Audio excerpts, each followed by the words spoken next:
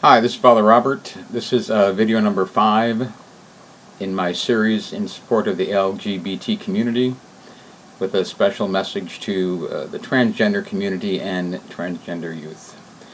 I spent a lot of time today talking with two individuals who were contemplating suicide.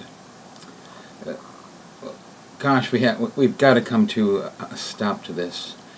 You know, I know that there are some of you today. It's almost 1 o'clock in the morning here in Michigan. I know that there are some of you who are sitting in the dark and being lonely and being frustrated and feeling like you just cannot go on anymore. The bullying, the confusion, the bad comments, everything that people make about you and say to you are just wearing you down tremendously. You know, I feel for you in this situation. But ending your life is not the solution. Every time we lose another transgender person to suicide, the community as a whole suffers. And that goes to all of the young people who are contemplating suicide. There's a darkness that you're living in. And it's so difficult for people to understand what it is to be you and what it is to go through what you go through in society and in the world and with the church and your family, friends. You have a really difficult road ahead, and my heart just breaks every time I hear of another beautiful person electing to take their own lives. We cannot let bullies win. We cannot do that. Now, you might think that, oh, that's easy for this guy to say. I mean, look at his life. He's fine. He's a professional. Things are going well. Let me share something with you that I've never shared with anyone. 5 years ago, I had a spinal cord injury and spent about 4 years having 10 surgeries on my spine. I'm held together with 3 titanium rods, 45 screws, 3 metal cages, spinal fusions, and the last one put a metal plate in my neck. I'm in constant pain, but I push through that because I believe that I have a mission, and that no matter how I feel, there's always someone who is worse off.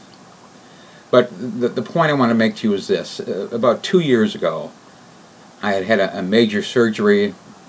I was in massive amounts of narco, Dilaudid, Valium, everything that you can think of as far as pain medications.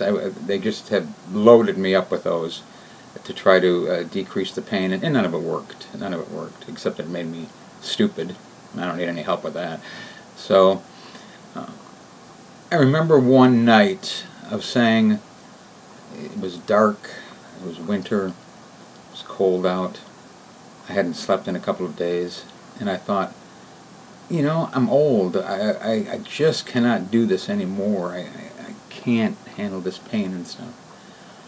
So I took just a massive amount of all of my pills together, put them in a cup, got a glass of water, and I thought, you know, I just need some rest. I need to have some peace from this. And I sat there in my bed and I thought, you know, I can't do this. And you know what stopped me from doing that? Was the fact that my grandkids lived across the street from me at the time. And the little guy, Gage, is just has my heart. He's Grandpa's boy. And all I could think of was, what's going to happen when Gage comes over and says, you know, where's Grandpa? Where's Grandpa at? And I couldn't do it. I couldn't leave him, regardless of the amount of pain that I was in. I could not do that to him. And since that time, I've never considered it again. And I know that might be pretty simplistic to some of you. But I feel your pain. I think we've all had times where we've just had enough. We just feel like we cannot do this anymore.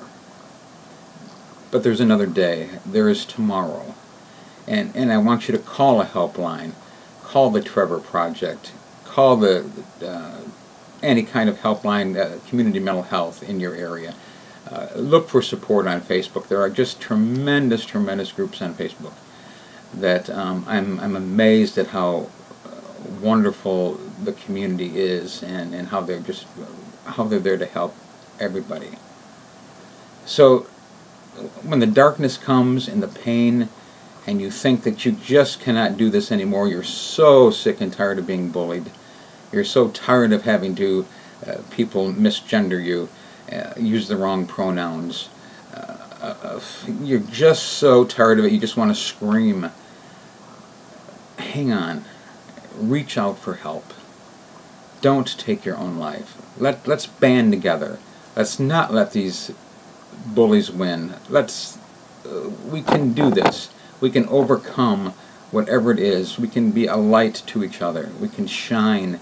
We can take each other out of the darkness. We can do this. So please, don't take your own life. It's a gift. Your job here is not finished yet. I have read so many articles and have attended so many memorial services for people who have gone much too soon. So, please, call somebody. Reach out for help. And as always, you all have my love and support.